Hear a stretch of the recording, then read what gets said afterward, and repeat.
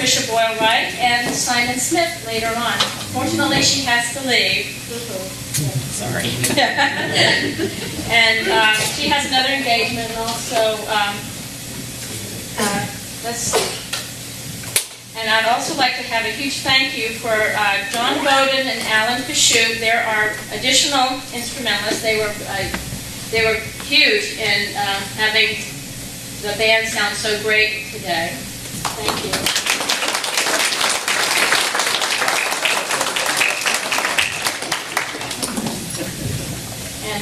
And thank them all for their hard work.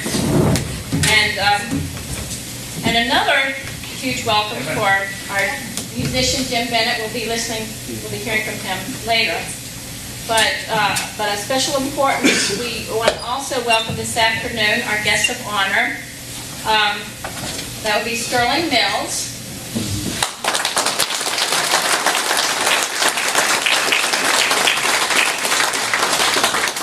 And Alice Hoyt.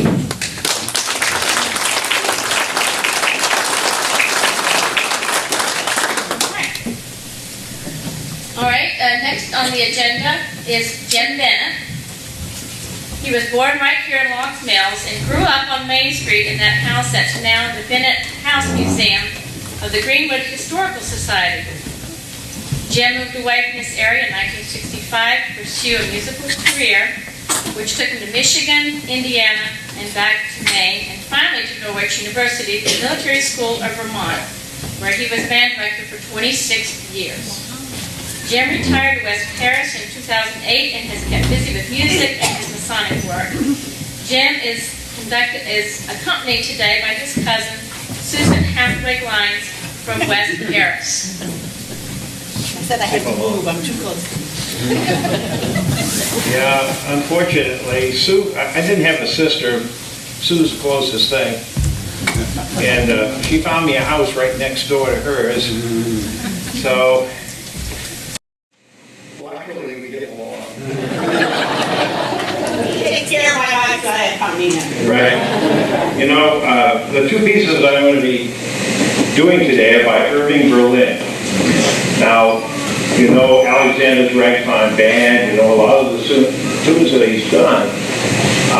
He wrote a lot of patriotic music. Unbelievably, he was Russian. He immigrated, he was born in 1888 in Russia as a Jewish Russian Jew. And unfortunately, just as with my daughter's Jewish family, her husband's family, they had to immigrate to the United States. They really lived fiddle on the roof. When he came to the United States, he immediately became American. He also said, even though he was 5 years in Russia, he never remembered any of it. But by, I think it was 1912, he wrote Alexander's Ragtime Band, Tin Pan Alley, and he became his long progress throughout his life. He lived until 1989 and died at 101 years old. He wrote so many tunes you couldn't even begin to mention them all. Now these two are quite different. The first tune, they were all out of step but Jim, is the story of a mother's love for her son. Like most of his songs, it has some humor. But boy, the humor is kind of here, but inside there's such a soul to his music. The story is, a mother goes out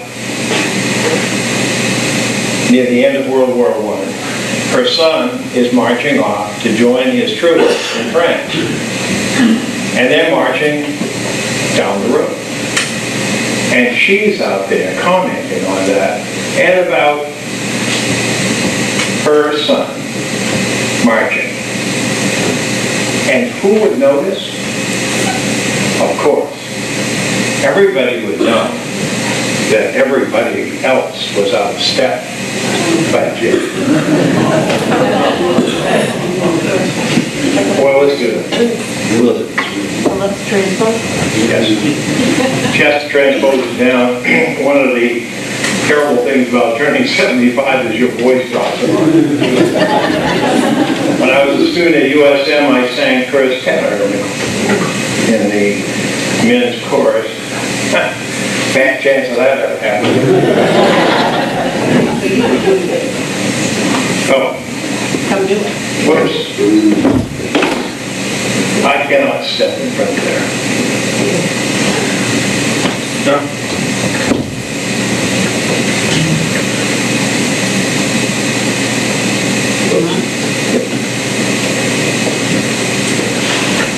I think I want to sing hey, man, I'm out. Sure.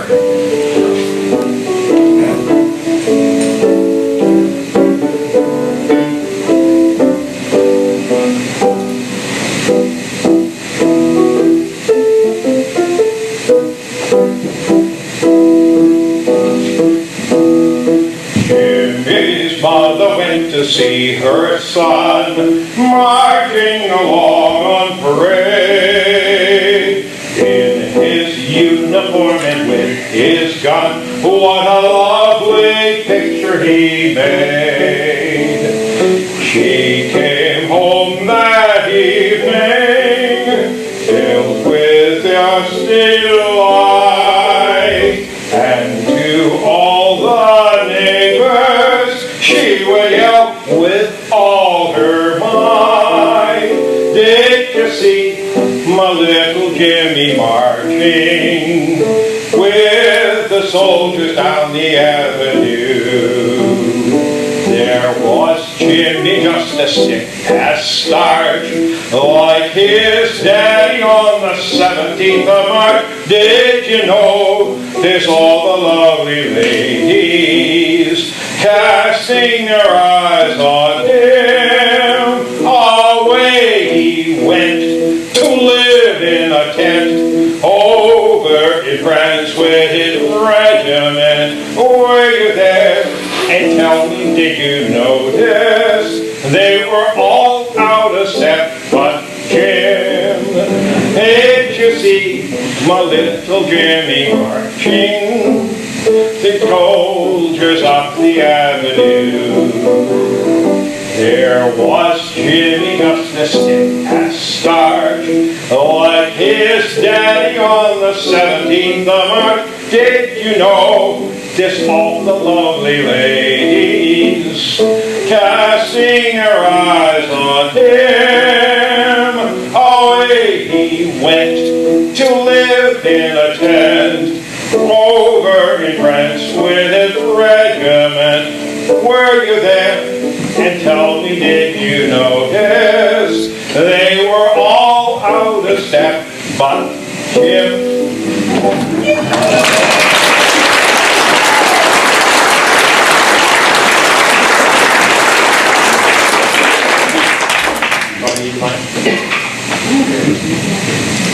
I always ask my wife, she's my technical person, you see. After almost 55 years of listening to me do this stuff, she's the one who needs a medal. Oh, how I hate to get up in the morning. Well, having spent 26 years in an Army uniform, training the United States officers in all branches of the military, someone asked me earlier about, well, so disappointed. The military today just wakes up the troops with a recording. Well, I can tell you at Norwich University, to this day, some poor sap gets out there every single morning for a first call at 6:45, second call, and then reveille at exactly 0700 every morning. So it's still done. The words in this are kind of interesting. I just want to mention that it's about getting up, of course, and all those things. But I like this line particularly here where it says, "Oh, how I'd like to murder the bugler." Oh, how I'd love to see him dead. But then, as only Irving Berlin could do, what does he do for the second verse? A bugler in the army is the luckiest man of all. He wakes the boys at 5, and then goes back to bed again. He doesn't have to blow again until the afternoon. If everything goes well with me, I'll be a bugler soon.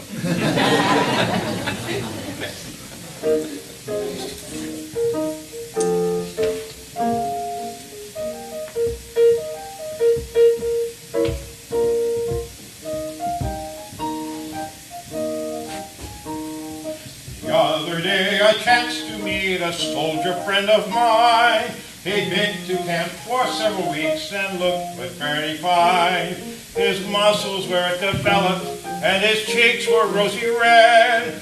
I asked him how he liked the life, and this is what he said. Oh, how I hate to get up in the morning. Oh, how I'd love to remain in bed. For the hardest thing of all is to hear the bugle call. I've gotta get up, you gotta get up, you gotta get up this morning. Oh boy, it's going to murder the bugler. Someday they're going to find him dead. I amputate his reveille and step upon it heavily and spend the rest of my life in bed.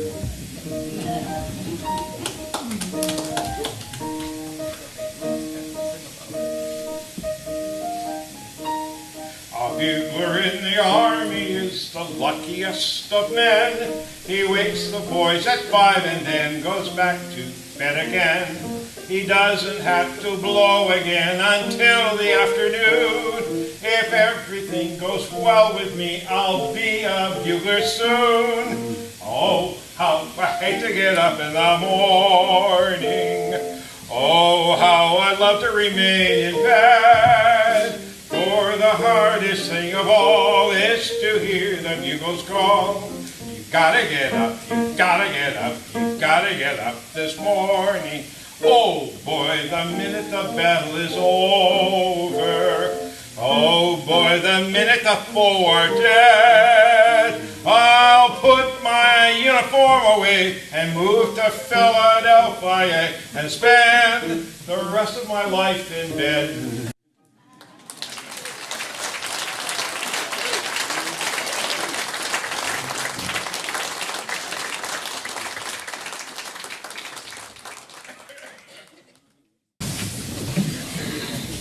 Thank you, Jim. That was a great job.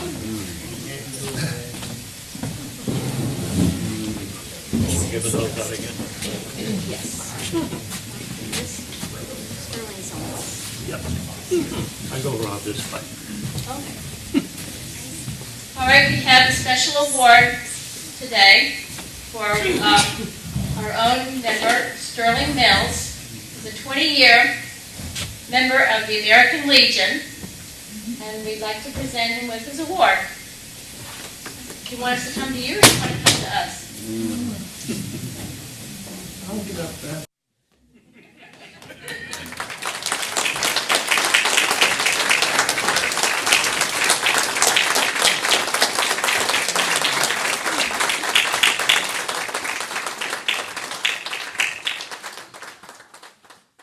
Thank you very, very much. Thank you. Thank you, Sterling. All right. And don't forget, Memorial Day, you'll be in the...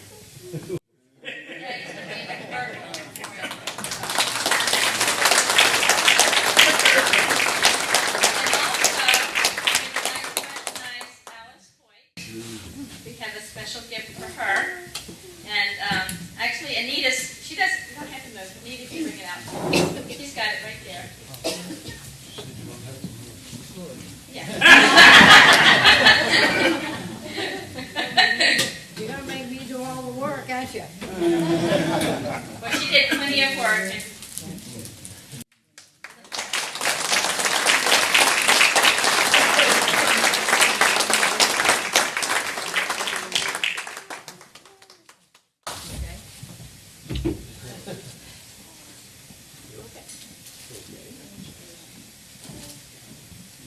Well, it's on the list. okay. I think it's for singing. when the singing's done. No. Oh, Singing. yes, okay. So now we have, in the program, I think it's, what is it?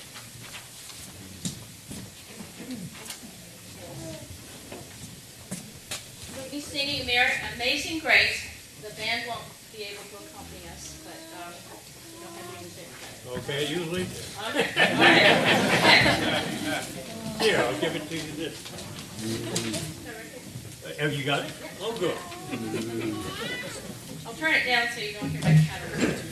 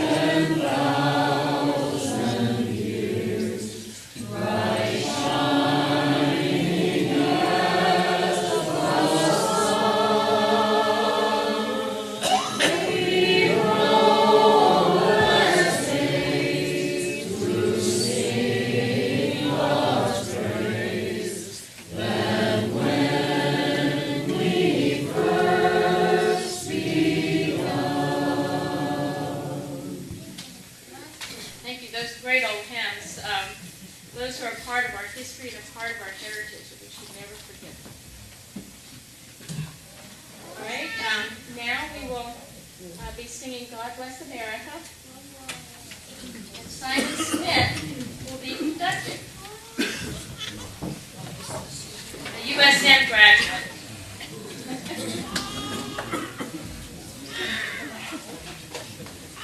And words are on the back of the Thank you.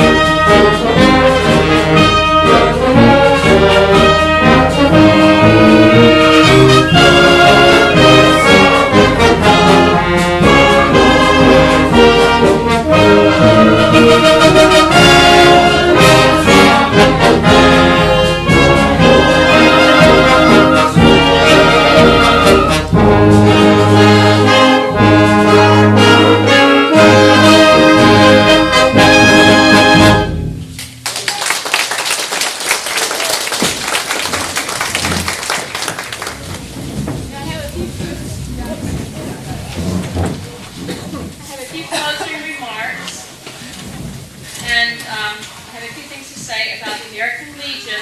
And the American Legion exists to serve veterans, their families, and our communities. We ask any wartime veteran or any veteran you may know who may not be present today if they are interested in joining our family. We need your help. Just because you're no longer on active duty doesn't mean you still can't serve. No one will understand your experiences more than a fellow or former military member. Ryan Dunham's father felt at home here at this post because he was able to talk openly with others who understood his experiences. There's also Post 81 in Bethel, and that's a great post as well. Their commander, Norm Clanton, and Bud Howe cannot be here today because they are assisting at the Veterans Home in South Paris. Post 81 is responsible for the beautiful new Veterans Park in Bethel, with also a little help from our own Al Lake.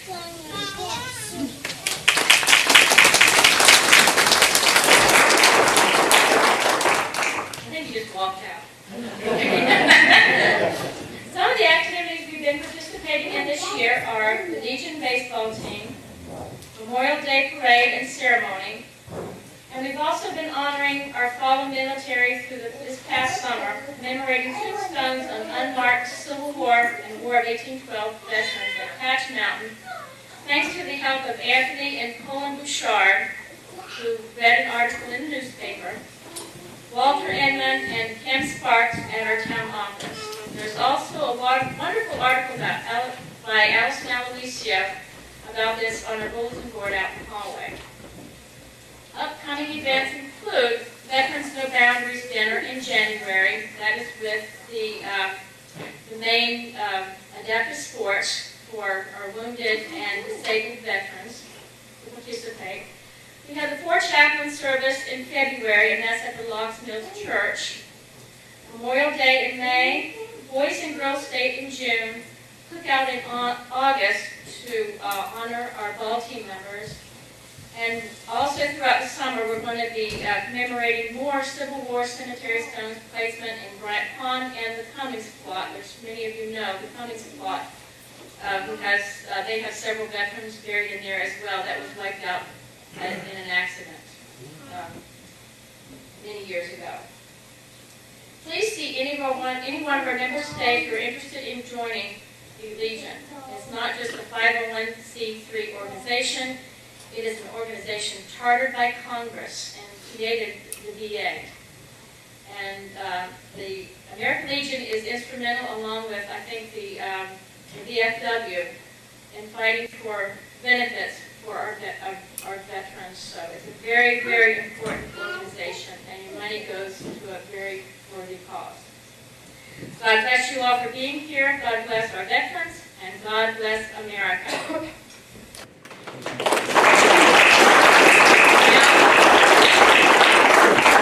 We're going to have a closing prayer.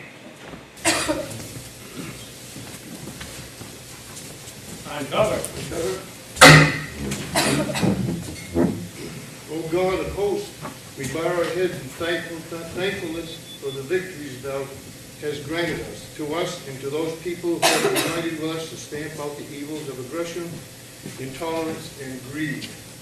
We beseech thee to bring the blessings of understanding to the families and friends in this and other lands of those who have given their lives that men may be free.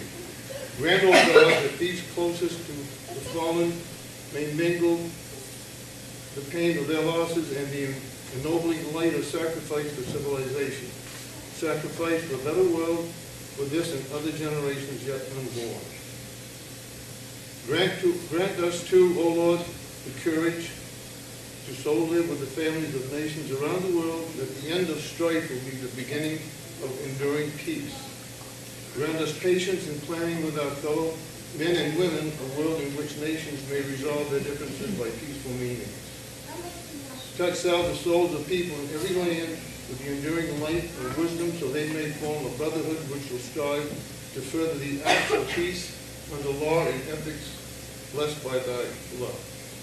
Grant us now the continued blessing upon unity and strength that makes victories possible in war, that we may win greater victories for peace. Amen.